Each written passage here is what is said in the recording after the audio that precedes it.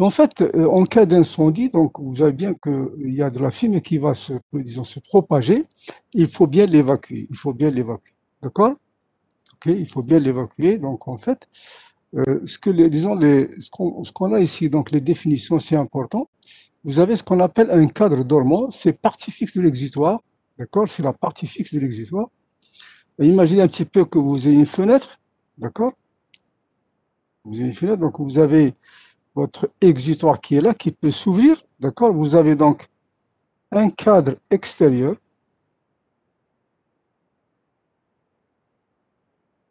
Vous avez un cadre extérieur, bien sûr, une partie qui peut s'ouvrir comme ça. Donc, une partie qui peut s'ouvrir comme une fenêtre. Ça, c'est ce qu'on appelle le cadre dormant.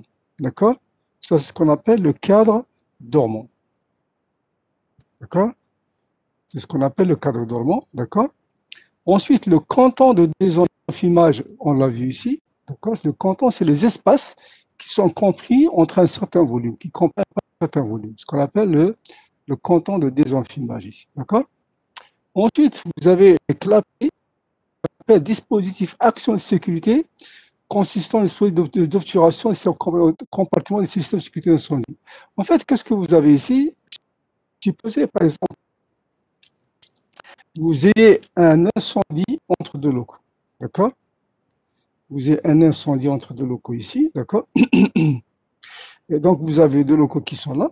Et éventuellement, si vous avez, par exemple, une ouverture entre les deux locaux, d'accord, il faut utiliser ce qu'on appelle un clapet, d'accord, un clapet de action. Donc, un clapet, c'est quoi? C'est juste un dispositif qui me permet, en cas d'incendie, d'avoir une position fermée. Donc, d'isoler le local 1 du local 2. D'accord? Alors, ce dispositif, il peut être, bien sûr, télécommandé ou il peut être, si vous voulez, manuel, peu importe. D'accord? S'il est à portée. Maintenant, le compartiment, c'est un volume dans lequel les juridictions sont relatives aux paroles qui ne sont pas imposées. Donc, un compartimental. Donc, regardez, si vous avez. Donc, d'après ce schéma-là, un compartiment, c'est quoi? C'est un volume à l'intérieur duquel les présompteurs aux paroles ne sont pas imposées. C'est juste un espace quelconque qui peut être, si vous voulez, à côté, d'accord, de votre espace que vous devez protéger. D'accord? Bon, les conduits, c'est clair, donc c'est un volume, donc on l'a fermé sur pas de flux déterminé, d'accord? C'est juste les conduits verticaux, donc pour évacuer les fumées éventuellement vers l'extérieur. Donc vous avez des conduits qui sont là, d'accord? Qui doivent être calculés aussi. Ensuite, vous avez donc le désenfumage, donc c'est juste enlever la fumée, donc d'un local, on va voir comment ça va se faire. Vous avez le dispositif de déclenchement, donc c'est un système qui permet d'actionner les systèmes de sécurité incendie, d'accord? Vous avez ensuite les écrans de cantonnement, d'accord? Les écrans de cantonnement, ils sont là, d'accord? Donc les écrans de cantonnement, c'est ce que vous voyez en bleu ici, donc ce qu'on appelle les écrans de cantonnement, d'accord? Très bien. Donc en fait, les exutoires de désenfumage, ils sont là. Ce sont des ouvertures qui sont placées généralement dans la partie la plus haute de votre espace. Bon, les gaines, bon, c'est vu, on les a vus, d'accord? Donc, on va aussi, donc, la hauteur de la zone enfumée. On va la définir, d'accord? Vous avez la hauteur de la zone libre de fumée, la hauteur moins sous plafond des toitures, etc., d'accord? Et vous avez ensuite, donc, la surface géométrique intérieure de l'exutoire et surface, donc, géométrique et utile. On va voir qu'est-ce que ça peut dire. Alors, regardez, s'il vous plaît, ce schéma-là. Ce schéma-là, donc en cas d'incendie, donc si l'incendie se déclare, ben, qu'est-ce qui se passe? Il y a la fumée quand même qui va se former, d'accord? Qui va se former. Alors bien sûr, vous avez donc en fait, ça c'est ce qu'on appelle la zone enfumée. Vous voyez bien, donc la zone enfumée, c'est entre la retombée de poudre qui est ici, d'accord? Ou du canton, donc la retombée de poudre que vous avez ici, et l'axe de l'exutoire. Ça c'est un exutoire. Ça c'est l'exutoire, d'accord? Que vous avez qui permet disons, d'évacuer disons, les fumées vers l'extérieur. OK? Ici, vous avez le niveau supérieur de la toiture. Le niveau supérieur de la couverture de la toiture, d'accord? Ici, vous avez le niveau médian de la couverture, d'accord? Qui passe généralement par donc l'axe généralement celui de l'exutoire, mais ce n'est pas, disons, normal. Alors maintenant, vous avez ici donc le niveau inférieur de la couverture et vous avez ici la limite inférieure des retombées de poudre. Alors ici, qu'est-ce que vous avez? C'est ce qu'on appelle la hauteur de référence. C'est entre l'axe médian de la couverture et le sol. Vous avez la face supérieure du plancher, etc. Donc ça, c'est des définitions quand même qu'il faut connaître, d'accord? On va voir comment les déterminer. Ah, maintenant, regardez. Voilà un exutoire que vous avez ici, d'accord? Un exutoire, c'est juste comme une fenêtre qui s'ouvre, tout simplement, d'accord? Alors, vous avez donc en fait la surface A, B, C, D, ici, ce qu'on appelle la surface géométrique. Ce qu'on appelle la surface géométrique SG, d'accord? Ça correspond à, disons, à la pose de votre exutoire. Voilà, disons, l'espace de pose de votre exutoire. Ensuite, vous avez la surface A', B', C', D'. C'est ce qu'on appelle la surface utile de l'exutoire. La surface utile de l'exutoire. OK? Donc ça, c'est une définition qu'il faut quand même connaître. Pas par cœur, bien sûr, on n'a pas besoin de connaître ça par cœur. Maintenant, on va voir donc les différents types, si vous voulez, comment, si vous voulez, calculer ces exutoires, d'accord?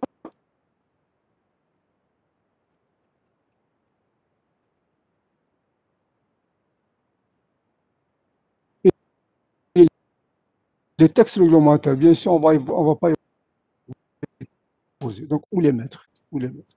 OK? Donc, vous avez toute une réglementation qui est là. Alors, bien sûr, disons, la réglementation qui revient toujours, si vous voulez, que l'on connaît, c'est les règles techniques. Alors, les règles techniques, ce qu'on appelle la règle ABSAT. Et la règle ABSAT, c'est la règle 17, d'accord? C'est l'ABSAT 17 qui permet, d'accord, de réglementer le calcul des exutoires, d'accord? Donc, vous avez la règle 17, ABSAT 17, d'accord, qui permet le calcul des exutoires, qui est relatif donc au désenfumage, d'accord, pour le calcul des exutoires. OK? Bien sûr, vous avez chaque type en principe, chaque type d'établissement, vous avez une réglementation spécifique. Alors, pour nous, donc en fait, on va voir, donc on est en relation avec les espaces, si vous les recevons du public, donc en fait le tertiaire, etc. D'accord? Maintenant, nous allons voir un petit peu les systèmes qui existent, les systèmes de désenfumage qui existent. D'accord?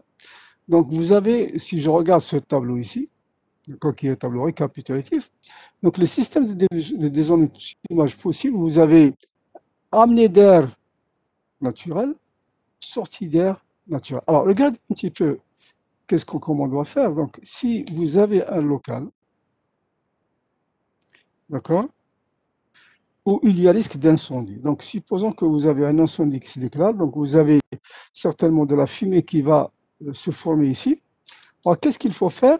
Le désenfumage consiste à ramener de l'air frais de l'extérieur, donc vous avez de l'air frais de l'extérieur, et en faire un balayage, et bien sûr avoir aussi donc des ouvertures de l'autre côté pour évacuer les fumées. Donc vous avez les fumées qui sont évacuées vers l'extérieur, donc par balayage. Ça, c'est ce qu'on appelle le désenfumage. Donc évacuer les fumées et les gaz chauds, bien sûr, depuis le local vers l'extérieur. Bien sûr, ce désenfumage, il peut se faire de façon naturelle. Donc, on a une ramenée d'air naturelle et une sortie d'air naturelle selon la position, donc en fait, de vos, disons, des amenées d'air et, disons, les sorties d'air, les exutoires. D'accord?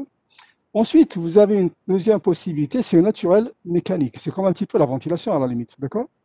Et ensuite, vous avez mécanique naturelle et mécanique mécanique. Ça dépend disons, des applications, ça dépend aussi des locaux, la position des locaux que nous avons. D'accord? Alors, vous voyez un petit peu donc, cette règle que j'ai énumérée tout à l'heure. Vous avez la règle ABSAT 17 qui est importante donc, pour le calcul des enfumages, etc. D'accord? Voilà. Donc, en fait, maintenant, il faut quand même voir donc, dans quel cas on applique, disons, les systèmes de désenfumage naturel, d'accord? Et dans quel cas on a disons, les systèmes de désenfumage mécanique, etc. D'accord? OK? Alors, bien sûr, regardez, donc, en fait, vous avez le mode de calcul des surfaces exutoires, c'est ça qui est important pour nous, d'accord? est fixé par diverses donc, réglementations. Donc, vous avez les circulaires, donc les codes de travail, d'accord? Et vous avez donc les règles APSA 17, d'accord? Et vous avez généralement, on calcule la surface des exutoires. Alors, ce qui est important pour nous, tous ces calculs dans le domaine de la sécurité incendie se fait premièrement selon ce qu'on appelle la nature du risque ou de l'activité. D'accord? La nature du risque ou de l'activité. Alors, qu'est-ce que c'est qu'un risque? C'est qu'un risque. Donc, le risque donc dans la sécurité incendie. En principe, le risque, vous avez, je dirais, trois principales classes. D'accord? Vous avez ce qu'on appelle le risque faible. D'accord? Le risque faible. D'accord? Donc, il y a un risque faible. Donc, ça, c'est la première catégorie. Deuxième catégorie, ce qu'on appelle le risque ordinaire. Le risque ordinaire. Et bien sûr, ce risque ordinaire, il est classé en trois sous-classes. Donc, risque ordinaire 1, risque ordinaire 2, risque ordinaire 3 et risque ordinaire 4. D'accord? Donc, vous avez donc ces quatre classes de risque, disons, moyen, donc ordinaire. Et ensuite, vous avez ce qu'on appelle le risque élevé. Et bien sûr, ce risque élevé, il y a deux classes principales.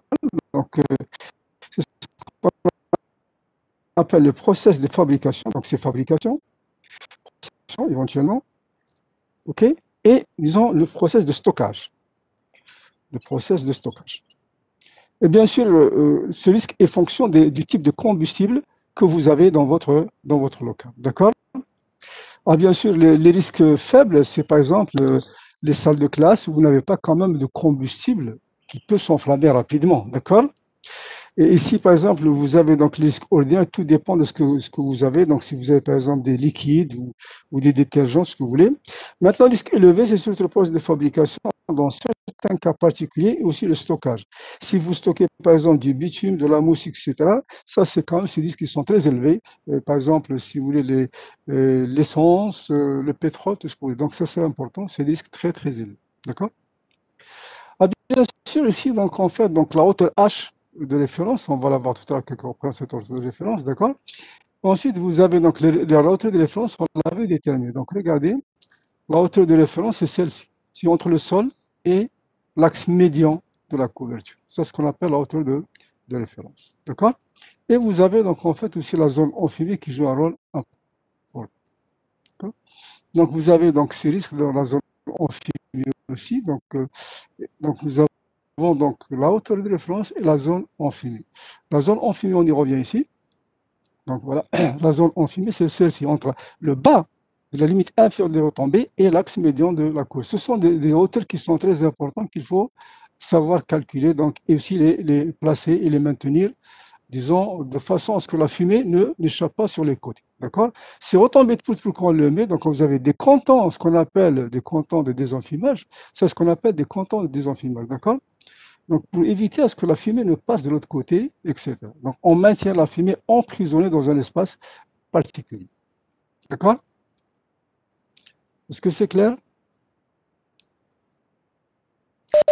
Donc, on y va. Donc, les systèmes naturels, donc c'est clair. Donc, c'est comme ça que le but, c'est de calculer, disons, la surface des exutoires.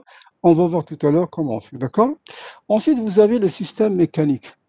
Alors, le système, donc, il est, disons, utile donc, lorsque vous avez le naturel qui n'est pas possible. D'accord? C'est lorsque vous avez, par exemple, des étages d'un bâtiment, des sous-sols. Et dans ce cas, il faut avoir le cas des enfants mécaniques. Donc, les sous-sols, il n'y a pas pratiquement d'ouverture vers l'extérieur. D'accord?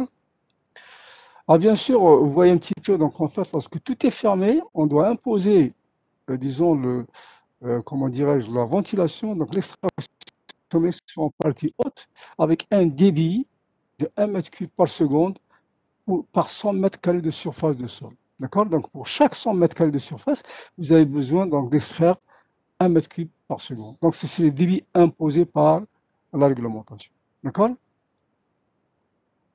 Est-ce que c'est clair, s'il vous plaît? Alors maintenant, le principe du désenfumage lui-même, le principe du désenfumage, d'accord? Vous avez donc le premier principe, c'est ce qu'on appelle le principe par balayage, qu'on a vu en ventilation, bien sûr. Donc, le par balayage, donc évacuation des fumées et arrivée d'air neuf. Donc, on ramène de l'air neuf, comme on l'a dit tout à l'heure, et extraire les fumées vers l'extérieur. Donc, soit par la mise en dépression du local sinistré, d'accord, soit par une combinaison des deux. Alors, qu'est-ce que ça veut dire, mise en dépression d'un local? Qu'est-ce que ça veut dire mise en dépression, s'il vous plaît? Qu'est-ce que ça veut dire mise en dépression? Donc, regardez, si vous avez par exemple un local, ici, donc en fait, la ventilation de ce local, qu'est-ce qu'il faut? Vous ramenez un certain débit QV d'air, d'accord, 1 en mètres cubes par heure ou par seconde, il n'y a pas de problème. Et en fait, qu'est-ce que vous faites? Vous extrayez un deuxième débit QV2 en mètres cubes par heure, d'accord? Donc en fait, la mise en dépression, ça veut dire que le débit que vous extrayez, QV2, pardon, est supérieur à la dépression du local. Vous mettez en dépression, donc en fait, qu'est-ce que vous faites?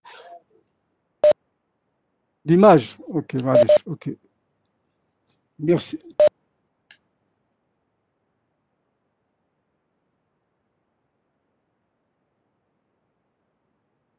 Et comme ça va, non?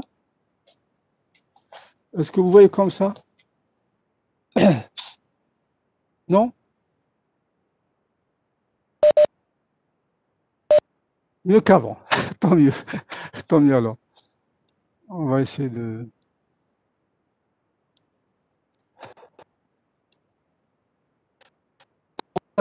En fait, la mise en dépression d'un local, la mise en dépression d'un local, donc en fait, c'est, disons, d'aspirer, donc d'extraire un débit d'air plus important que ce que vous ramenez dans le local, tout simplement. D'accord? OK? Voilà. Posé, donc principe de fonctionnement, donc la mise en dépression du local, soit par une combinaison, donc soit balayage, soit, si vous voulez, une mise en dépression, tout simplement. OK? Alors maintenant, ce qui est important pour nous, c'est surtout de la surface des exutoires en fonction des textes réglementaires. D'accord? Alors, ce qu'il faut, s'il vous plaît, c'est savoir que le désenfumage, c'est surtout le calcul des quoi? Le calcul des surfaces des exutoires. Le calcul des surfaces des exutoires. D'accord? Alors, le choix maintenant de ces surfaces, il y a une réglementation donc, que nous devons avoir, d'accord? Alors, vous avez maintenant, donc en fait, je vais vous envoyer la règle APSA 17, comme ça vous allez la lire, parce que c'est une réglementation qu'il va falloir, si vous voulez, connaître, d'accord? Pas par cœur, bien sûr, mais en fait, il faut comment les choses se passent, etc. D'accord? Donc, vous avez donc, comment dirais-je, donc les 4 premiers groupes, donc en fonction, donc, de quoi? De quoi? Des, des quoi? Des éléments, des espaces que nous devons, si vous voulez, protéger. D'accord?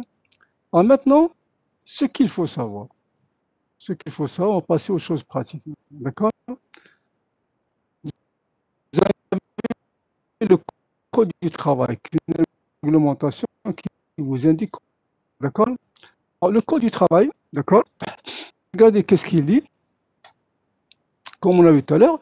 Donc, le cas des enflages mécaniques, le débit d'extraction doit être par seconde pour 100 mètres carrés. Ça, c'est une réglementation qui est imposée. D'accord? Alors maintenant, regardez ce qu'il dit aussi, donc le code du travail. Les locaux situés au rez-de-chaussée, un étage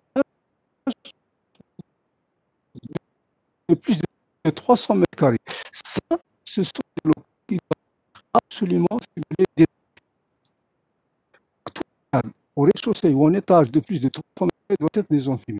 Ensuite, le locaux aveugle, c'est des locaux qui ne donnent pas vers l'extérieur, d'accord, qui sont complètement fermés, aucune ouverture. Ensuite, en sous-sol, de plus de 100 mètres. Tous ces locaux doivent être désenfumés selon le code du travail.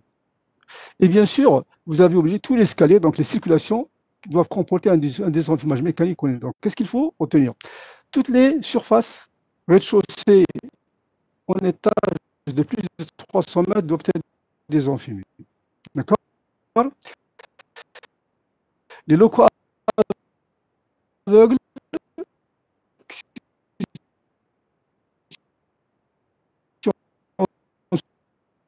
sous-sol et donc, ou, donc le plus de 100 les estimations. Maintenant, donc, vous avez une autre réglementation donc, qui vous permet, si vous voulez, de calculer, comment dirais-je, les locaux que nous avons pour 300 mètres, par exemple, quand il y a locaux de 300 mètres, les locaux aveugles de plus de 100 mètres et les locaux sous-sol de plus de 100 mètres. Et tous les escaliers, donc encloisés ou non encloisés, doivent être, si vous voulez, désenfumés. Ah, maintenant, comment nous allons faire pour calculer la surface de ces exutoires? Alors, la surface de ces exutoires, elle est calculée, ce qu'on appelle ici la règle du 1 centième. Regardez ici, vous avez la règle du 1 centième. La règle du 1 centième, en fait, que la surface, et bien sûr, ça c'est ce qu'on appelle, alors, se rapporte à la surface géométrique et les évaluations des angles finis. Maintenant, il y a un tableau récapitulatif qui est ici. D'accord? Un tableau récapitulatif qui est ici, donc on n'a pas besoin de voir donc, le reste. Donc le tableau récapitulatif, donc vous avez le type d'ouvrant. D'accord? Vous avez le type d'ouvrant. Vous avez maintenant ici le ratio entre la surface utile de l'exutoire et la surface géométrique. D'accord? Ce qui est important pour nous, donc en fait, je calcule donc la surface géométrique et je calcule la surface utile de l'exutoire. Alors, qu'est-ce que ça veut dire? Tout simplement, si par exemple vous avez, comment dirais-je, un plafond ici, et en fait, vous avez possibilité, donc, si vous voulez, de fumer, alors qu'est-ce que vous avez? Vous avez cette ouverture, d'accord, qui est ce qu'on appelle l'exutoire pour évacuer les fumées. Vous avez une surface géométrique, d'accord? Vous avez une surface géométrique et une surface utile de l'exutoire. La surface géométrique, c'est l'ouverture dans l'espace, donc ce qu'on appelle la surface géométrique. La surface utile, c'est celle disons, l'intérieur de votre cadre. Et ça, c'est ce qu'on appelle la surface utile. Donc, bien sûr, de l'exutoire. D'accord? La surface géométrique, c'est l'ouverture complète dans la façade, d'accord? Et la surface utile, c'est celle qui permet réellement l'évacuation des gaz brûlés ou des fumées. D'accord? Maintenant, donc, le type d'ouvrant. Donc, si vous avez par exemple les deux ouvrants et bouche en façade, c'est-à-dire que les ouvertures que vous avez pour ramener l'air neuf ou pour extraire les fumées ou les gaz chauds, elles sont en façade, donc sur des murs verticaux, donc disons des surfaces verticales. D'accord? Donc, supposez qu'elles se trouvent de ce côté-là. Donc, je trouve donc une ouverture comme ça pour l'amener d'air neuf. Et bien sûr, j'ai une évacuation qui se trouve ici. D'accord? Et donc, en fait, la surface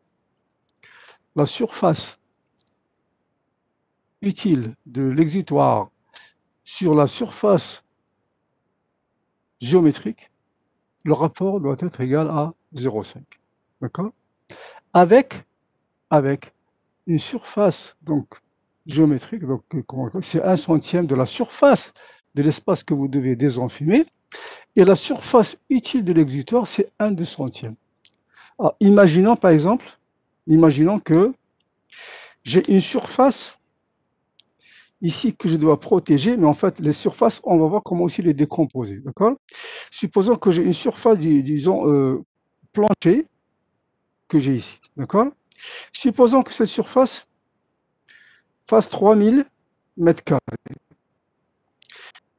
Déjà, on ne garde jamais 3000 mètres carrés parce qu'il faudrait quand même, si vous voulez, la diviser en surface bien déterminée. Donc, premièrement, qu'est-ce que j'ai? La surface géométrique, c'est 1/100 de cette surface totale. Donc, en fait, qu'est-ce que j'ai? Donc, la surface géométrique, c'est 3000 divisé par, donc c'est déjà combien? C'est 30 mètres carrés. D'accord? La surface utile de l'exutoire, c'est 1/200. Donc, en fait, qu'est-ce que j'ai? C'est 3000 divisé par 200, d'accord? Ça fait 15 mètres carrés. D'accord? Donc, la surface utile doit être de 15 mètres carrés et la surface géométrique doit être de 30 mètres carrés et 15 mètres carrés pour la surface utile. Ça, c'est donc en fait des règles qu'il faut appliquer. Maintenant, lorsque vous avez un exutoire avec PVDC, ça c'est des ouvertures classiques, normales, d'accord? Maintenant, les exutoires avec PVDC. Alors, qu'est-ce que ça veut dire PVDC? C'est-à-dire que les exutoires que vous avez, elles ont été essayées donc dans un laboratoire pour voir un petit peu leur fonctionnement, comment ils fonctionnent. D'accord? Vous avez un PVDC pour ces exutoires. Alors, normalement, vous avez donc, on exige que la surface utile de l'exutoire sur la surface géométrique est supérieure à 0,5, il n'y a pas de problème. Et toujours, c'est toujours la même règle. C'est toujours la même règle. Donc, en fait, la surface géométrique, c'est 1/100 de la surface à protéger. Et la surface utile de l'exutoire, c'est 1/200, disons, de la surface que vous devez protéger. Alors maintenant, vous avez un exutoire sans PVDC, mais ouvrant à 110 degrés. Alors, qu'est-ce que ça veut dire, ouvrant à 110 degrés? D'accord?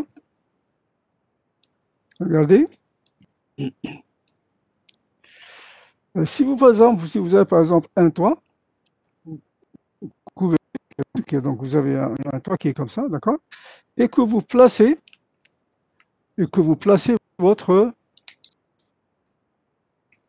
votre exutoire qui se trouve ici.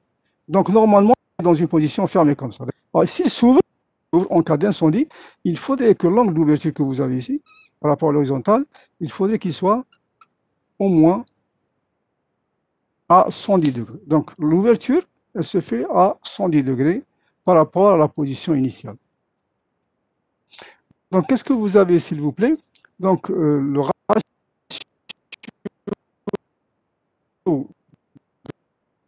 de la surface utile de l'exutoire sur la surface de 0, donc 1/1, c'est un peu plus grand maintenant, d'accord? Et vous avez la surface utile toujours, donc en fait, qui est de 1/200. D'accord? Ces règles, il faudrait un petit peu les connaître. Donc la règle, selon la surface, le ratio de la surface utile de l'exutoire à la surface géométrique, donc vous avez 0,5. Donc les ouvrants sont placés en façade, vous avez 1/100 et 1/200. C'est ce qu'on appelle la règle du 1/100 et du 1/200. D'accord? Voilà. Donc ça, c'est un tableau récapitulatif de ce qui doit être pour calculer les exutoires. D'accord?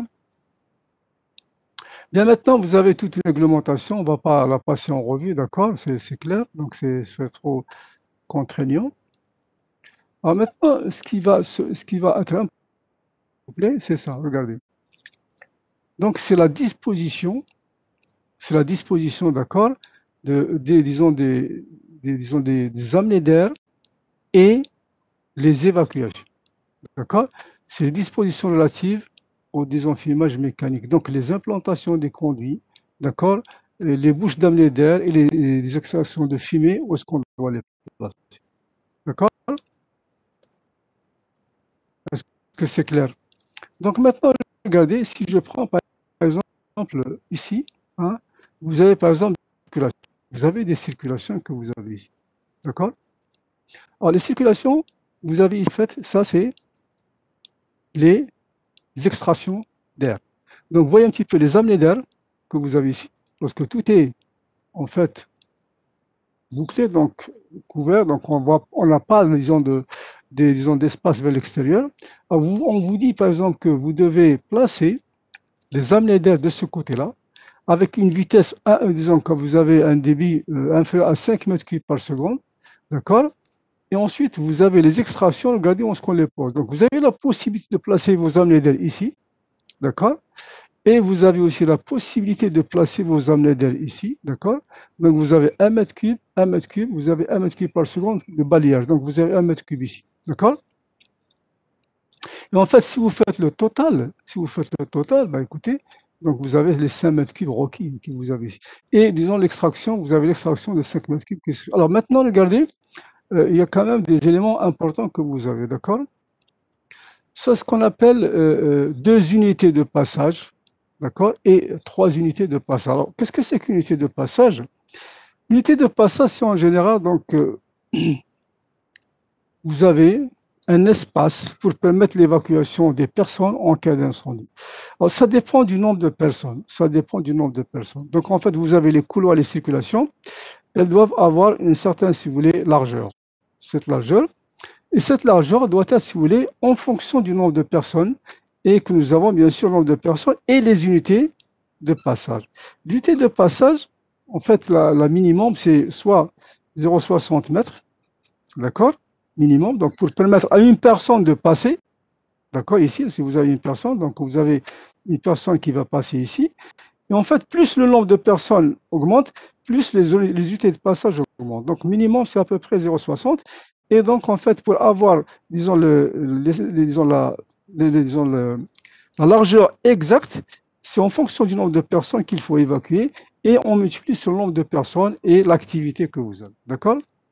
Donc, en fait, tout dépend de la classification des locaux que vous devez protéger en fonction du nombre de pas. Ça, si vous voulez, c'est les architectes qui sont, si vous voulez, surtout les gens de la sécurité incendie, surtout la protection civile qui exige ce genre, si vous voulez, des largeurs, des évacuations ou des circulations. D'accord? OK?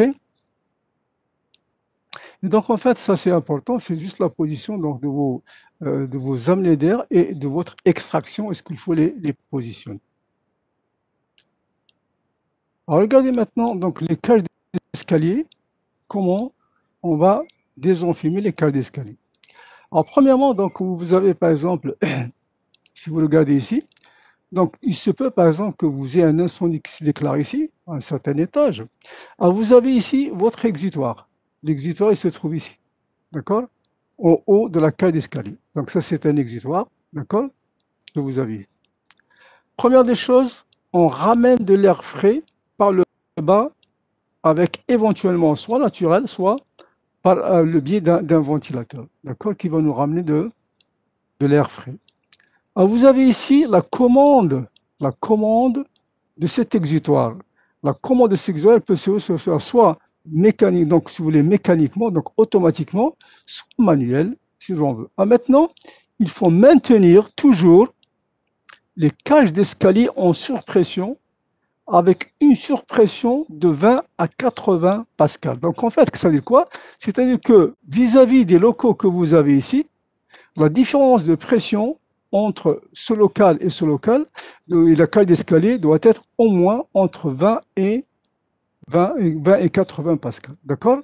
Donc en fait, si vous avez par exemple la pression ici P1, d'accord, et vous avez par exemple la pression disons, de la cage d'escalier ici que vous avez, d'accord, il faudrait que la différence entre PS, PES, PEC et P1, il faut qu'elle soit au moins comprise entre 20 et 80 pascal. Donc il faut prioritairement donc, avoir une surpression dans la cage d'escalier pour éviter à ce que les fumées, en cas d'incendie, ne partent dans ce sens.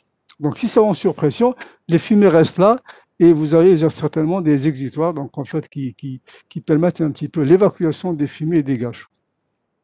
D'accord? Maintenant, en fait, vous avez d'autres applications. Donc, en fait, il y a éventuellement dans certaines applications, selon, si vous voulez, ce que nous avons comme application, où on peut ramener l'air neuf ici par le bas. Donc, vous avez par exemple votre ouverture, vous avez l'axe médian de votre ouverture, l'air neuf, il arrive par le bas et l'évacuation se fait directement par le haut. D'accord? C'est une possibilité, donc un ouvrant qui sert à la fois d'amener d'air neuf et d'évacuation des fumées aussi. OK? Alors, je reviens un petit peu ici. Donc, j'étais à la cage d'escalier. Maintenant, vous avez aussi d'autres possibilités. Donc, en fait, qu'est-ce qu'il faut faire? Si vous avez, par exemple, si vous avez des étages, vous risquez d'avoir des fumées. Donc, vous avez ici, il faut placer ce qu'on appelle des volets coupe-feu. D'accord? C'est des volets coupe-feu. Donc, en fait, dans les conduits d'extraction, donc, ici, ça se fait mécaniquement. Donc, l'extraction se fait de façon mécanique. D'accord? Et donc, il faut placer des volets coupe-feu donc pour fermer éventuellement donc le passage de la fumée dans ce sens au local supérieur en cas de désenfumage. C'est clair? On revient un petit peu à ça. Donc, on a ici donc les cas possibles. Donc, un ouvrant qui peut servir à la fois d'amener d'air et d'extraction. Ensuite, vous pouvez aussi ramener de l'air par le bas et l'évacuation se fait de ce côté aussi. D'accord? Ça, c'est des enfumages naturels. Ah, maintenant, regardez dans les circulations, qu'est-ce qu'il faut? Regardez, s'il vous plaît. Donc, ça, c'est important. Donc, lorsque vous avez, par exemple, des bouches d'amener d'air lorsque c'est mécanique, d'accord? La position des amenés d'air et la position d'extraction. D'accord? Il faudrait quand même que, il fait entre les amenés d'air que vous avez ici et l'extraction, il faut au moins avoir 10 mètres maximum, pas plus. D'accord? Il faut avoir 10 mètres maximum, pas plus. Ça, c'est la réglementation qui vous le donne. Maintenant, lorsque vous avez, par exemple, si vous voulez, une amenée d'air dans un angle, donc en fait, vous avez un changement de direction, donc la distance totale ici doit être inférieure à 7 mètres, au maximum 7 mètres. Donc vous avez une amenée d'air ici. Maintenant aussi, donc en fait, la porte, donc vous avez une porte d'accès au local, donc lorsque vous avez une porte ici, donc vous avez donc ici 5 mètres maximum. D'accord? Et donc, en fait, ces dispositions elles sont importantes parce que la protection civile exige ce genre, si vous voulez, de dispositions pour le désenfumage. D'accord? Très bien. Maintenant, donc on a vu en plan, maintenant en hauteur. En hauteur, il faudrait que l'amener d'air se fasse toujours par le bas.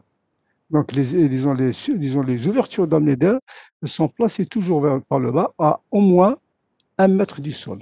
D'accord? Elles sont placées au moins 1 mètre du sol, pas plus. D'accord? Pas plus de 1 mètre. Et ensuite, vous avez donc les évacuations ici qui doivent être en partie supérieures avec une hauteur minimum qui doit être de 1,80 m.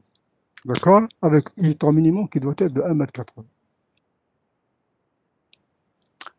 Très bien. Est-ce que vous avez des questions à poser avant d'aller plus loin, s'il vous plaît? Oui? Oui? Alors, j'écoute.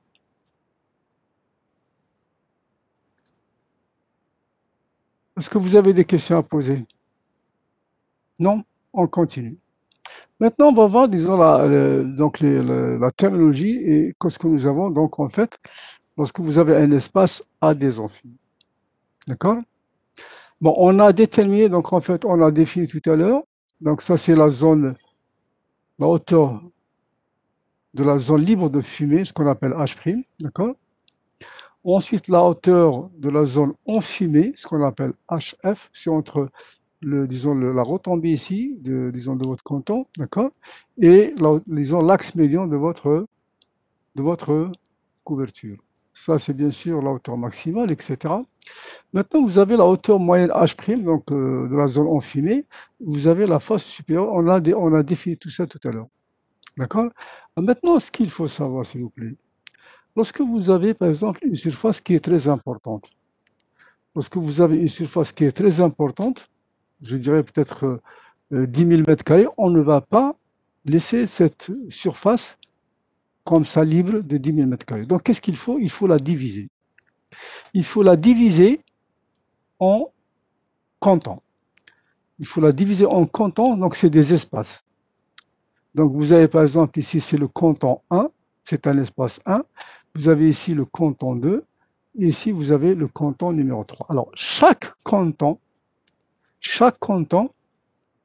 sa surface, au sol bien sûr, ne doit pas être supérieure à 1600 m². D'accord? Sa surface ne doit pas être supérieure à 1600 m². Donc, c'est une règle qu'il faut connaître. Avec, en plus, la largeur qui doit être inférieure à 60 mètres. D'accord? La largeur qui doit être inférieure à 60 mètres. Est-ce que c'est clair, s'il vous plaît? Donc, bien sûr, selon les applications que vous avez. Alors, vous avez ce qu'on appelle ici les écrans de cantonnement qui permettent un petit peu, ce sont, si vous voulez, des poutres ou des surfaces que l'on met sur les côtés pour empêcher la fumée de partir dans ce. La fumée, elle a tendance toujours à remonter. Donc, si on met des écrans, donc on baisse la hauteur ici, donc en fait, la fumée ne peut pas passer d'un espace vers un autre. D'accord? Ce qu'il faut retenir, donc, un canton, la surface d'un canton ne doit pas dépasser 1600 mètres carrés avec une largeur qui doit être inférieure à 60 mètres. C'est clair, donc en fait, regardez. Si j'ai par exemple donc 60 000 mètres carrés que je dois protéger en surface, ben écoutez, je ne peux pas, donc il faudrait quand même que je divise par cette surface en plusieurs surfaces. D'accord? Donc minimum que je vais avoir, donc en fait, si je fais 60 000 divisé par 1600, ben je vais trouver un petit peu, disons, un peu moins de 4 et quelques, d'accord? 4 et des poussières. Donc je vais avoir normalement 5 cantons. Donc je vais choisir, pardon, 4 cantons, c'est 3 et quelques, d'accord?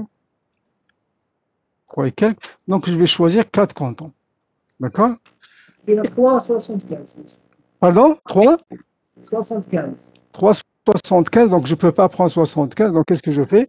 Je prends 4 cantons, je divise la surface en 4 cantons. Donc je vais avoir toute la surface que j'avais ici, d'accord? Et bien sûr en 4, je vais la diviser en 4, etc. Donc en 4, ça veut dire quoi? C'est-à-dire que je vais avoir 1, 2, 3 et 4. 4 espaces. Je vais avoir 4 espaces, d'accord? Comme ça. Donc ça, c'est le canton 1. Ça, c'est le canton 2, et ça, c'est le canton 3, et ça, c'est le canton 4. Et bien sûr, je vais calculer, disons, la surface. Donc, ça fait, chaque surface, ça fait combien? Ça fait combien? Donc, 60 000 divisé par 4, ça fait 1500, c'est ça? Oui? Oui? C'est 1500 mètres carrés.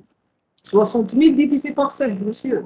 Non, non, c'est 6 000, 6 000. Monsieur, c'est 6 000. Ah, 6 000 divisé par Ça fait 500. 1500, alors ça fait 1500 mètres carrés. Et si je dois considérer disons, la largeur qui doit être inférieure à 60, donc je divise 1500 par 60, ça fait shahal? 25, monsieur. Pardon? 25. 25. Alors qu'est-ce que je vais avoir? Donc vous allez avoir 25, c'est ça, pile. Oui, monsieur. Ah très bien. Donc vous allez avoir ici 60 mètres d'un côté et vous allez avoir ici, donc combien?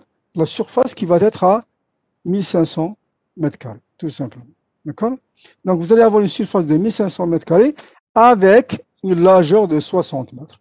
OK? Et bien sûr, dans le sens, peu importe qu'est-ce que je vais avoir. C'est 25 mètres, etc. Peu importe. Donc, si je pars dans ce sens, donc si le local est comme ça, donc je vais avoir ici, donc 25 mètres que j'ai. Donc, ce qu'il faut savoir, s'il vous plaît, dans la réglementation de désenfumage, premièrement, les surfaces des cantons ne doivent jamais être supérieures à 1600 mètres carrés. La largeur d'un canton, ici, ne doit pas être supérieure à 60 mètres. Et donc, il faut quand même que je vois à chaque fois comment diviser mon espace en surface réglementaire. Est inférieur à 1600 mètres carrés et largeur inférieure aussi à 60 mètres. D'accord? Alors, bien sûr, cette disposition, donc, en fait, vous allez me dire, mais comment on fait généralement? Donc, qu'est-ce qu'on fait généralement, s'il vous plaît? Qu'est-ce qu'on fait en général? Qu'est-ce qu'on fait en général? Donc, Monsieur, oui. ne doit pas dépasser 1500 ou la 1600? Pardon? Ne doit pas dépasser 1500 ou la 1600? J'ai pas compris. 1600, 1600. On doit être inférieur à 1600. D'accord? On a 1500 parce que, pourquoi on a trouvé 1500? Parce qu'on avait 6000 mètres carrés. Donc, qu'est-ce qu'on a fait? On a divisé par 1600 réglementaires. On a trouvé 3,75. On prend, par exemple, 4 cantons. Donc, on divise la surface en 4. D'accord? Diviser la surface, donc 6000 par 4, je trouve la surface de 1500 mètres carrés. Et je sais que la largeur, c'est 60 mètres carrés. Donc, je divise 1500 par 60 pour trouver la longueur, en fait, de votre canton. D'accord? Donc, je vais avoir un espace de 60 mètres par 25 mètres et dont la surface sera de 1500 mètres carrés. Donc, j'ai divisé ma surface de 6000 mètres carrés en 4 espaces, dont chacun a 1500 mètres carrés. D'accord? C'est clair, Bakir? Oui, monsieur, merci. Très bien. D'accord? Et bien sûr, maintenant, donc, en fait, regardez, donc, ce qu'il faut savoir aussi. Donc, maintenant, il faut placer donc, les comptes. Alors, ce qui est très important ici, regardez, s'il vous plaît. Donc, regardez ici.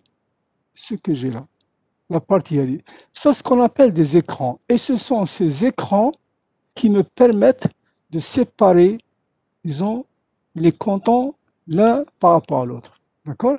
Ça, c'est des cantons, en fait, c'est des surfaces que je mets à une certaine hauteur, on va voir comment les calculer, d'accord? Pour avoir, disons, les cantons que je désire. D'accord? Alors, ces cantons, ils sont importants. Donc, les écrans de cantonnement sont importants. Ce qu'on appelle les écrans de cantonnement. C'est des écrans de séparation, si vous voulez. D'accord? Et donc, en fait, la hauteur de ces écrans, elle est importante. La hauteur, elle est importante. C'est celle qui va nous, disons, nous donner est-ce que la fumée va passer d'un local vers un autre comme ça. D'accord? Plus disons, les écrans de cantonnement sont bas, plus la fumée a du mal à passer d'un espace vers un autre. Tout simplement. OK? Est-ce que c'est clair, s'il vous plaît? Oui? Est-ce que c'est clair? Oui, monsieur. Très bien. Maintenant, donc en fait aussi, ce qui est important pour nous, lorsque vous allez évacuer les fumées vers l'extérieur, il faut quand même que ces ouvertures vers l'extérieur, il faut les placer en terrasse. Ils sont placés en terrasse généralement, d'accord? OK? Donc vous avez, disons, des distances à respecter. D'accord? Vous avez des distances à respecter, donc vous avez canton 1, canton 2, etc. Vis-à-vis, donc en fait, quand on fait des amenées d'air et des extractions, on fait aussi disons, des façades extérieures. Ça, c'est aussi, il faut quand même que ce soit respecté. D'accord? Vous avez des distances précises à respecter, d'accord? En fonction de la disposition d'amener d'air, etc. S'il vous plaît, là? OK? OK? Alors, vous voyez bien maintenant, donc en fait, vous avez des règles à respecter. Donc, vous avez la distance petit d, etc. Donc, des primes et des secondes, donc, qui doit être, si vous voulez, avoir, disons, des longueurs, disons, des valeurs bien déterminées en fonction de la position de vos exutoires et d'amener d'air que vous avez. Est-ce que vous avez des questions à poser, s'il vous plaît? Alors maintenant, regardez, je prends un exemple aussi qui est là, d'accord? Selon les types de terrasses, selon les types de toits que vous avez. Selon les types de toits que vous avez. D'accord?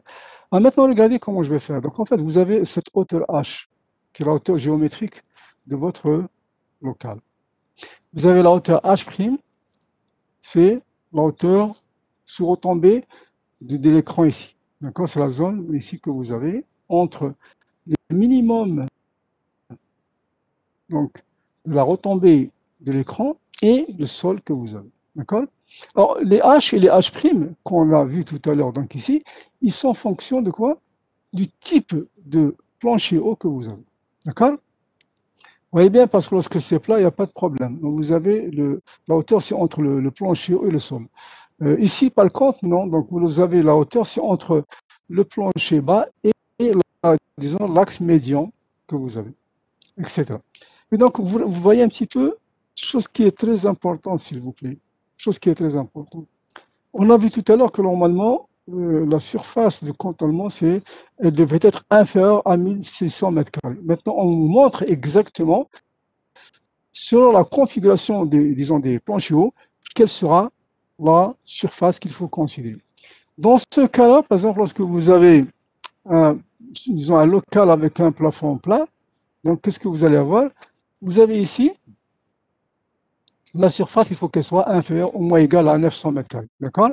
Dans ce cas, lorsque vous avez disons, une autre qui est relativement basse par rapport à ce que vous avez, la surface doit être de 600 mètres carrés. Par contre, lorsque vous avez disons, des couvertures qui sont de ce type inclinées, vous avez une surface de 1500 mètres carrés. D'accord? Et vous avez aussi les autres types. Donc, lorsque vous avez deux exutoires possibles, donc, et avec un plafond plat, vous avez 1100 mètres carrés. D'accord? En fait, ici, lorsque vous avez un écran, donc, disons, vous avez un écran plat et vous avez un exutoire, donc le canton doit être de 1000 mètres carrés. Donc, regardez, s'il vous plaît, selon la configuration. Regardez, quelle est la différence entre celui-là et celui-là? Ici, vous avez un écran de cantonnement. Vous avez un écran. Ici, nous n'avons pas d'écran de cantonnement. Il n'existe pas. D'accord? OK? C'est pour ça que le fait de ne pas avoir sur un écran de cantonnement, la surface doit être petite vis-à-vis de ce que vous avez. D'accord?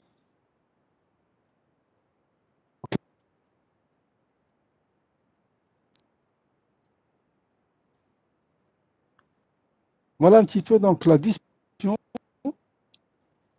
Si vous que vous avez votre lot.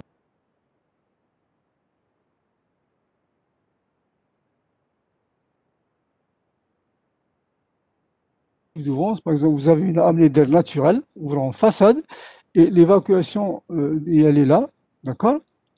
En fait, lorsque vous avez un conduit, donc ça c'est un conduit, d'accord? Ça c'est un conduit d'évacuation, d'accord? Ça c'est un conduit d'évacuation de fumée, d'accord? Et bien sûr, le conduit, donc DH, c'est la section du conduit sur le périmètre du conduit. Donc, la section c'est ici, donc c'est l'ouverture ici. Le périmètre c'est tout à fait la section que vous avez. Donc, le périmètre de votre conduit, qu'il soit circulaire ou carré, peu importe. D'accord? En fait, la hauteur du conduit, regardez, le delta H de la hauteur du conduit, elle doit être inférieure à 10 fois le DH. Alors, la définition du DH, il est ici. Donc, c'est 4 fois la section du conduit sur le périmètre du conduit. D'accord? Et en fait, regardez, donc, on va prendre un exemple très simple. Hein. Comme ça, vous allez au moins comprendre. Supposons, par exemple, que vous avez un conduit d'évacuation, donc circulaire, par exemple. Je dirais peut-être un diamètre de 400 millimètres. Je vais prendre un diamètre de 400 millimètres. D'accord? Et je dois calculer la hauteur de mon conduit minimal. Donc, je vais calculer le DH. DH, c'est quoi? C'est 4 fois la section du conduit. Alors, la section du conduit, comme il est circulaire, c'est quoi? C'est pi d2 sur 4. D'accord? Multiplié par les périmètres, c'est quoi? C'est quoi? S'il vous plaît, le périmètre, c'est quoi? C'est quoi le périmètre d'une section circulaire? J'écoute. 2 PR, monsieur. Voilà, c'est 2 pi r. C'est pi d ou 2 pi r, d'accord? Je mets quand même donc pi d dedans, ok? Parce que j'ai utilisé le diamètre, ok? Donc j'ai ça. Donc qu'est-ce que je vais avoir? Donc c'est égal à 4 fois pi d au carré sur 4, ça va simplifier, multiplié par pi d. Donc les 4 s'en vont, les pi s'en vont, d'accord? Et je simplifie par d. Qu'est-ce que je vais avoir? Un minimum de combien, s'il vous plaît? Un minimum, donc je vais avoir le DH qui est égal au diamètre. Au diamètre, c'est ça? Oui ou non? C'est le diamètre. Et donc je vais avoir delta H2 qui est égal minimum, donc inférieur ou égal à quoi? À 10 fois le diamètre de votre conduit, tout simplement. Alors le diamètre, on avait dit que c'était 400 mm, donc vous avez 10 fois 400 mm. Ça fait combien? Ça fait combien, s'il vous plaît? Ça fait 4000 mm. Ça fait combien? C'est 4 mètres. 4 mètres. Voilà. Donc la hauteur de votre cheminée, donc de votre conduit, doit être inférieure ou égale à 4 mètres pour pouvoir avoir une bonne évacuation des fumes. D'accord, s'il vous plaît?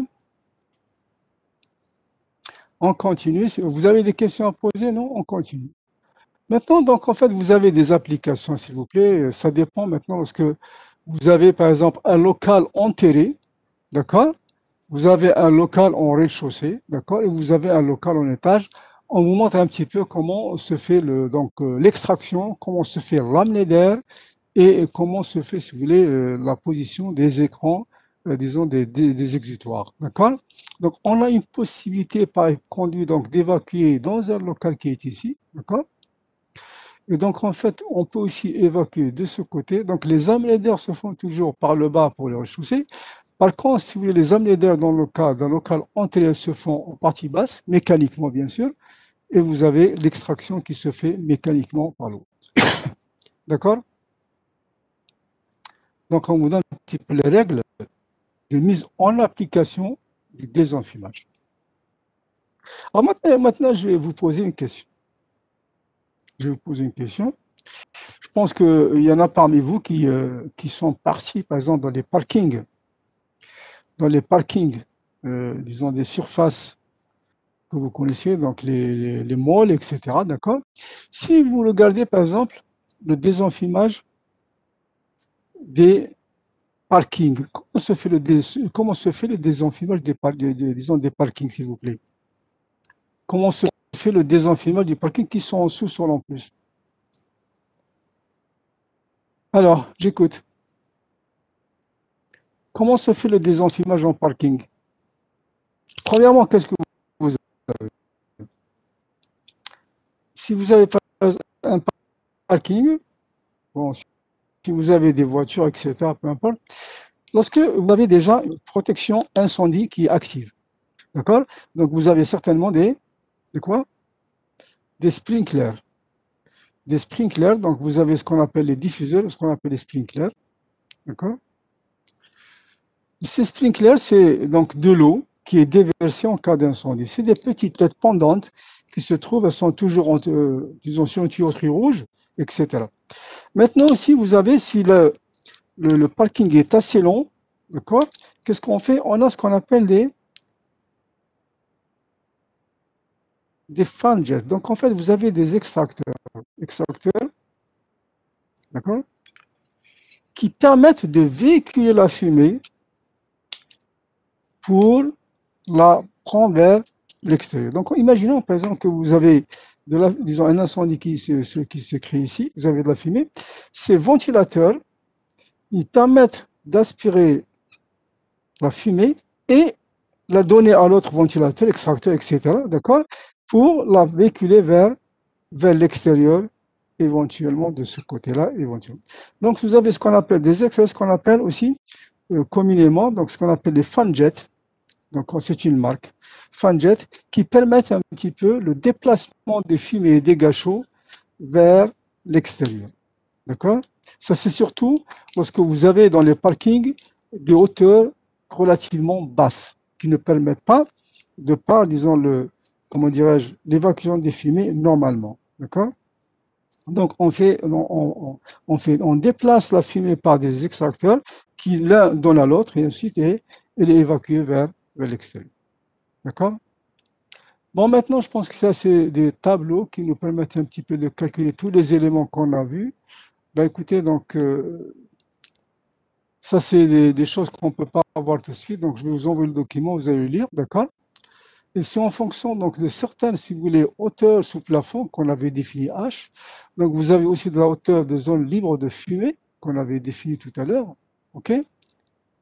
D'accord? C'est en fonction de ces éléments que vous avez, donc, en fait, vous avez vous allez calculer un certain coefficient alpha, d'accord, qu'on utilise pour pouvoir calculer des hauteurs, disons, et disons, etc. D'accord? Ça, c'est une table servant à déterminer la surface utile d'ouverture, d'accord, des exutoires d'un ensemble d'évacuation. Bien sûr, vous avez 3 classes, etc. Bon, en principe, vous avez par exemple des tableaux. Vous avez donc les pourcentages que vous avez en fonction de H et en fonction de H'. Vous avez un certain facteur taux que vous allez multiplier par, disons, une surface pour trouver exactement la surface des exutoires que vous avez. Est-ce que vous avez des questions à poser, s'il vous plaît, s'il vous plaît? Est-ce que vous avez des questions à poser, s'il vous plaît? J'écoute. J'écoute. Je vous écoute.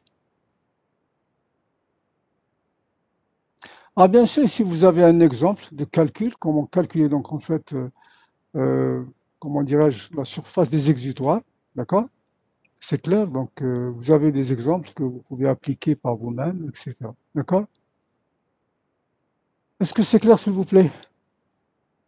Oui? Oui, monsieur. Par exemple, c'est un exemple simple. Donc, si vous avez par exemple une surface de 500 mètres carrés, au rez-de-chaussée, donc vous avez H de 5 mètres et H' de 2 mètres. Donc, selon le code du travail, il vous dira que donc c'est 500 sur 100, donc vous avez 5 mètres carrés pour la surface géométrique. La surface utile, donc c'est 2,5 mètres. Bon, c'est clair, pas de problème.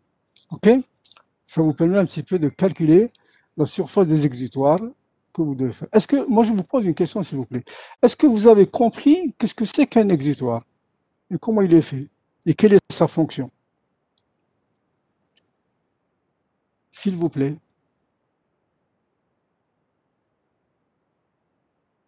J'écoute.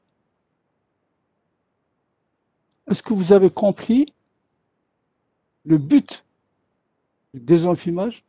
Comment il se fait? Et quelles sont les mises en application du désenfumage? Donc, je récapitule.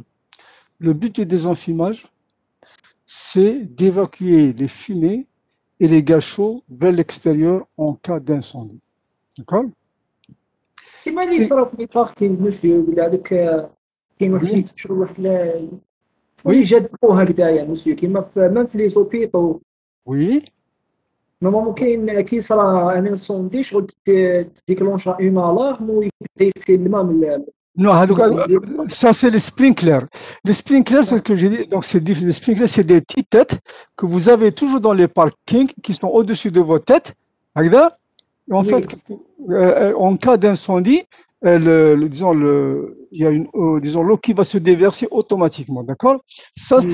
Donc, ça, c'est la lutte contre l'incendie active. Ce n'est pas le désenfumage. Le désenfumage, c'est une lutte contre l'incendie passive. D'accord? Il n'y a pas d'action, d'accord? Mais par contre, lorsque vous avez par exemple les sprinklers ou là, des gaz qui se déversent, c'est une active, d'accord? OK?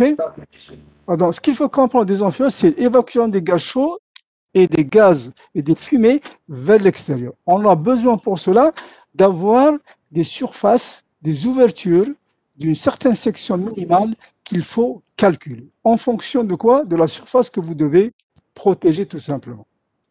D'accord? C'est clair? Voilà, tout simplement. Donc, en fait, et ce qu'il faut savoir, c'est de calculer. Je vous prends un exemple très simple. D'accord? Regardez. Supposez que j'ai, par exemple, un espace comme ça, rectangulaire, parallélépipédique. D'accord? Que j'ai ici. Si je désire, par exemple, si vous voulez, j'ai le toit qui est ici, donc je suis obligé, généralement, de calculer la surface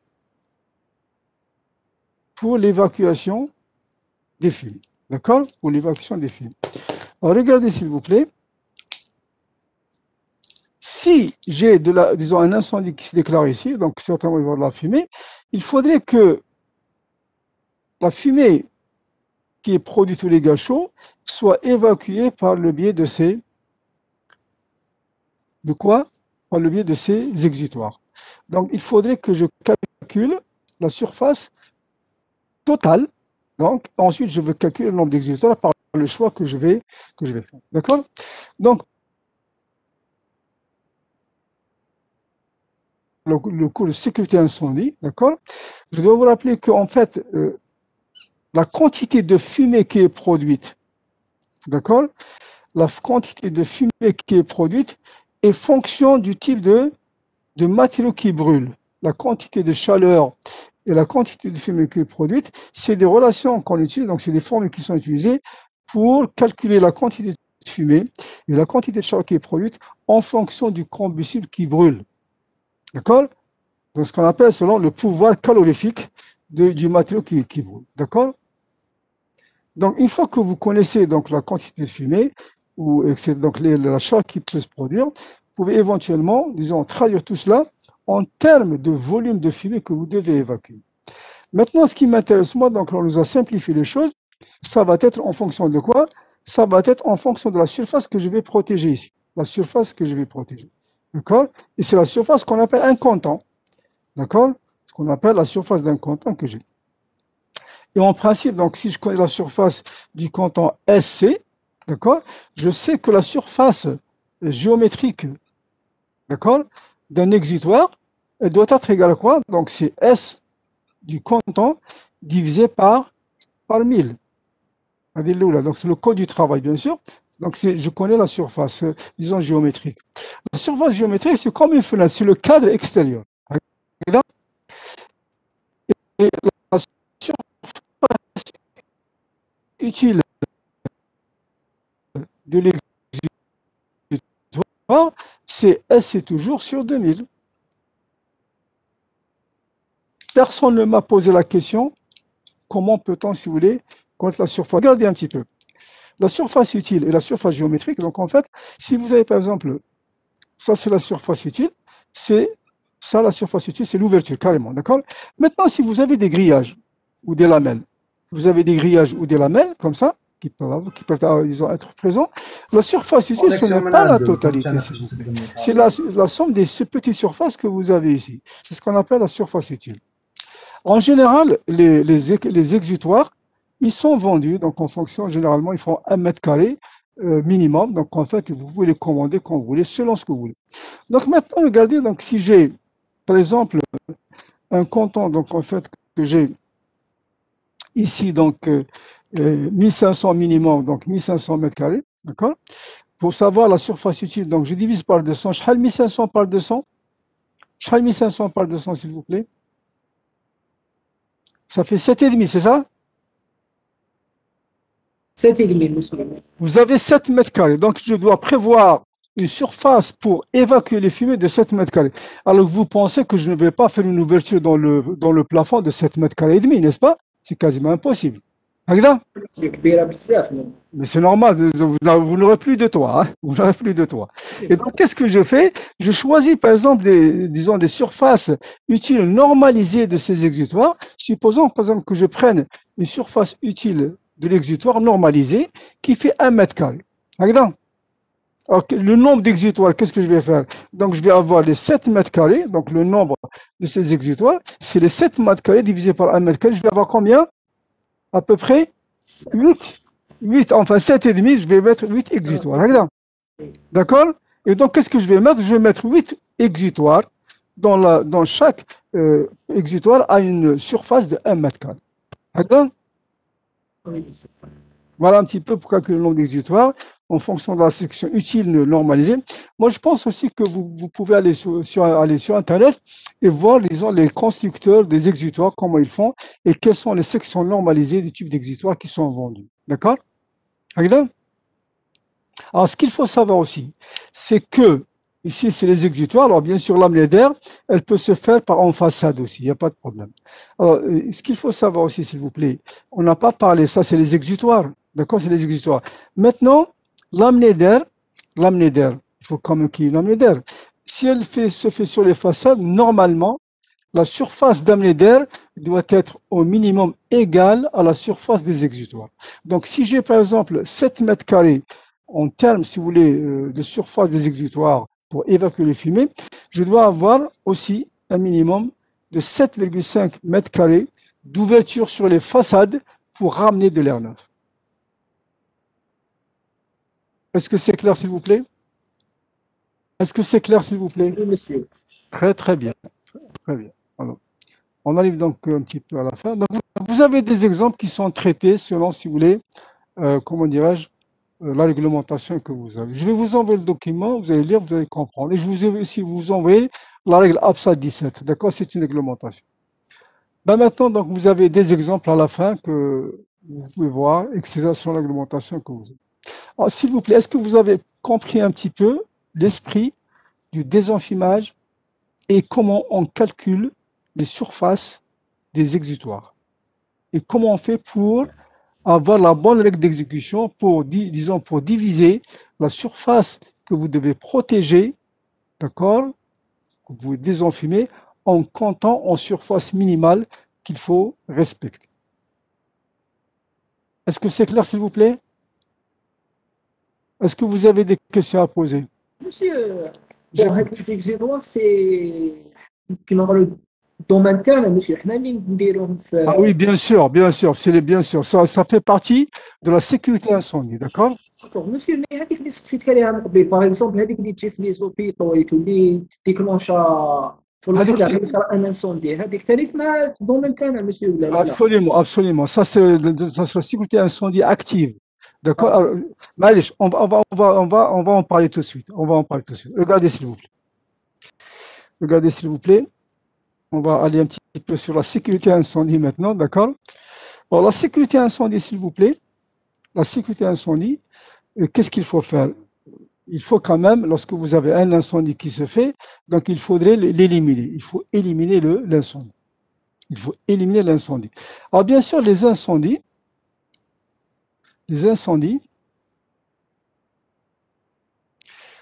ils sont classés selon le type de feu. Ils sont classés selon le type de feu. Donc, vous avez le type A, le type B, le type C, le type D. Bien sûr, vous avez un type E, on va en parler. Alors, le type A, donc tout dépend du matériau qui brûle. Donc ici, par exemple, c'est surtout du papier, d'accord, ou du bois, etc. D'accord? Ici, généralement, donc vous avez, donc en fait, c'est les huiles, etc. D'accord? Ici, donc, vous avez l'électrique, etc. Ici, par exemple, les hydrocarbures, etc. Ça, c'est nucléaire. D'accord? Maintenant, donc, vous avez, selon le combustible, vous devez prévoir une méthode de lutte contre l'incendie. Je ne peux pas utiliser le même élément pour éteindre un incendie sur différents types de feux. C'est quasiment impossible. Alors, bien sûr, regardez, lorsque, par exemple, vous avez du bois ou du papier qui brûle, disons, qu'est-ce qu'il faut utiliser comme agent extincteur? C'est de l'eau, Oui, n'est-ce monsieur, pas? mais Oui ou non? Pardon? non, monsieur, l'eau. C'est de l'eau, c'est de l'eau. Bien, il y a différents types, disons, d'agents extincteurs à base d'eau. Donc, vous avez de l'eau tout simplement, d'accord? D'accord. Lorsque maintenant, vous avez par exemple, disons, les huiles ou les hydrocarbures, l'eau ne peut pas être un agent actif. Il faut utiliser ce qu'on appelle l'effet de couverture. L'effet de couverture, donc il faudrait éliminer, parce que regardez, l'incendie c'est quoi? L'incendie c'est un triangle, d'accord? L'incendie c'est un triangle, d'accord? Vous avez un élément 1 ici, vous avez un élément 2 et un élément 3.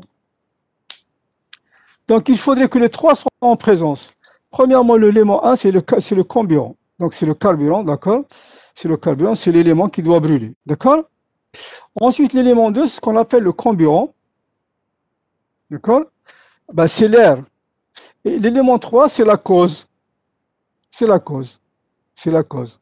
Ben, écoutez, ça peut être un arc électrique, ça peut être une allumette, ça peut être un foyer, disons, de feu, etc. Donc, s'il vous plaît, les trois, il faut qu'ils soient en présence pour avoir un incendie. D'accord? Si vous éliminez disons, le carburant, c'est tout à fait normal, il n'y aura rien. Si vous éliminez le carburant à l'air, il n'y a rien. La cause, on ne peut pas la maîtriser. Ça dépend de ce que nous avons. Maintenant, si vous éliminez le carburant, donc si vous éliminez l'air, il faut un effet de couverture. Les huiles, les hydrocarbures, l'eau n'est pas efficace pour éteindre les incendies à base d'huile ou d'hydrocarbures, ce que vous voulez, ou électrique même. Donc, qu'est-ce qu'on fait? On utilise l'effet de couverture. L'effet de couverture. L'effet de couverture, c'est que, en général, qu'est-ce que vous avez? Vous avez de la mousse. D'accord? Vous avez de la mousse qui peut être utilisée. D'accord? Et vous avez aussi de la poudre sèche. La poudre sèche. Et vous avez aussi des gaz. Bon. Les gaz qui sont utilisés, vous pouvez avoir du CO2, d'accord? Ou, si vous voulez, ce qu'on appelle des agents, des halogènes, d'accord? Des agents halogènes qui sont utilisés, donc des halogènes qui sont utilisés, d'accord? Donc, vous voyez bien que l'incendie, tout dépend de ce qui brûle et, bien sûr, la classe du feu que nous avons. Donc, généralement, la sécurité incendie, il faut pas qu'il y ait les trois en présence. Il ne faut pas que la cause existe, il ne faut pas que le carburant existe. Le carburant, on n'y peut rien, il est toujours là. Le carburant, s'il y a toujours de l'air, on n'y peut rien aussi. D'accord? Mais s'il y a un incendie, il faut classer normalement le type d'incendie et choisir le bon agent extincteur. D'accord? Donc, ça, c'est l'incendie. Maintenant, vous voyez bien, par exemple, que lorsque je prends, par exemple, les incendies de classe A ou B, etc., il y a différentes possibilités de lutte contre l'incendie. Alors, regardez un petit peu. Vous avez plusieurs systèmes. Donc, si je prends, par exemple, les systèmes AO, d'accord? Les systèmes incendie AO, donc lutte contre l'incendie.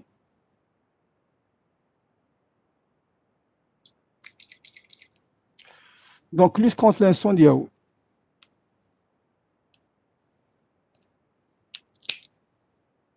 Pardon. Lutte contre l'incendie AO. D'accord? Alors, on va. Bon, les types d'incendie. Donc, vous avez tout de suite quoi? C'est quoi? C'est les petits éléments, donc les extincteurs portables. Regarde. Vous avez les extincteurs portables. Ensuite, vous avez des installations que vous avez. Donc, vous avez des installations, donc en fait, à eau, sprinkler. Alors pourquoi bon, en anglais, le mot c'est sprinkler, mais en français, ce qu'on appelle des diffuseurs, d'accord? Et ces éléments-là, c'est ce que vous voyez par exemple dans les parkings ou dans les grandes surfaces, d'accord? C'est aussi des systèmes automatiques. En cas d'incendie, ils se déclenchent automatiquement. C'est les petites têtes que vous avez dans les parkings, parce que vous avez les hautes surfaces, les grandes surfaces qui permettent un déversement d'eau en cas d'incendie. C'est la tête, le diffuseur lui-même, parce que vous avez un réseau hydraulique normal, et ensuite, qu'est-ce que vous avez? Vous avez des petites têtes qui sont là, d'accord? Vous avez des petites têtes qui sont là, d'accord? Et ces têtes, soit qu'elles se déclenchent automatiquement par elles-mêmes, alors qu'est-ce que vous avez? Vous avez l'eau qui arrive de ce côté, et ensuite, c'est bouché par une ampoule calibrée. C'est bouché par une ampoule calibrée à différentes températures, qui partent, si vous voulez, de 57 degrés jusqu'à 100 et quelques degrés, etc. Donc, selon le type d'ampoule, si un incendie se déclare, l'ampoule, elle explose et elle laisse déverser de l'eau. Elle laisse déverser de l'eau automatiquement. Bien sûr, les débits, c'est selon le risque, selon la classe de votre type, disons, de incendie que vous avez. Donc, c'est ce qu'on appelle les diffuseurs, d'accord? Et ces diffuseurs, donc les sprinklers, ils sont utilisés normalement dans des espaces qui ne sont pas occupés tout le temps et dont le volume dépasse les 7000 mètres cubes, etc. D'accord? Donc ça, c'est des systèmes automatiques. Vous avez les systèmes classiques, c'est les extincteurs portables. Vous avez ce qu'on appelle aussi les RIA, ce qu'on appelle aussi les robinets d'incendie armés, c'est les tuyauteries rouges. Donc, c'est-à-dire que les tuyauteries rouges, la tuyauterie rouge d'accord, les cabinets, d'accord? Vous avez les RIA, vous avez les extincteurs portables. Alors, les extincteurs portables, vous avez à eau, vous avez à mousse, vous avez à poudre sèche, vous avez à CO2, vous avez au halo, c'est différents types de classification. Les installations automatiques, donc, vous avez les sprinklers, et les sprinklers sont destinés dans les locaux dont le volume dépasse éventuellement les 7000 m3 et où la présence n'est pas constante. La présence n'est pas constante. Et bien sûr, ce sont ces sprinklers qui sont utilisés surtout dans le domaine, si vous voulez, du stockage des matériaux. Parce que le stockage, pratiquement, c'est rare où les gens sont là. Donc, en cas d'incendie, le système se déclenche automatiquement. C'est clair, s'il vous plaît? Classe, me forme? Oui, monsieur. Merci. Voilà, d'autres questions, s'il vous plaît? Alors, bien sûr, je dis quand même que ça, c'est ce qu'on appelle une lutte active contre l'incendie. Généralement, avant d'aller vers la lutte active vers l'incendie, d'utiliser les extincteurs ou les installations automatiques, on fait toujours une lutte passive. La lutte passive, ça consiste en quoi? C'est d'utiliser, par exemple, des parois, d'accord, qui sont coupe-feu, qui ne laissent pas passer la chaleur, qui sont hermétiques, si vous voulez, disons, aux fumées, etc. Donc, ce qu'on appelle une lutte passive, d'accord? Utiliser des portes, par exemple, généralement qui arrêtent la chaleur, etc. Et ne pas, si vous voulez, avoir des surfaces assez importantes, des volumes assez importants. Donc, on utilise généralement des portes coupe-feu, etc. Donc, vous avez la lutte passive et la lutte active contre l'incendie. D'autres questions, s'il vous plaît? D'autres questions? J'écoute. Est-ce que vous avez d'autres questions, s'il vous plaît? Ah non, monsieur, merci. Donc, je pense que la semaine prochaine, on va être en présentiel, c'est ça? Normalement, oui, ça va. D'accord. Donc, on se verra, Inch'Allah, et on fera des applications sur ça. Allez. Salam alaikum wa rabbi aoukum. Au revoir. Merci, monsieur. Je vais vous envoyer les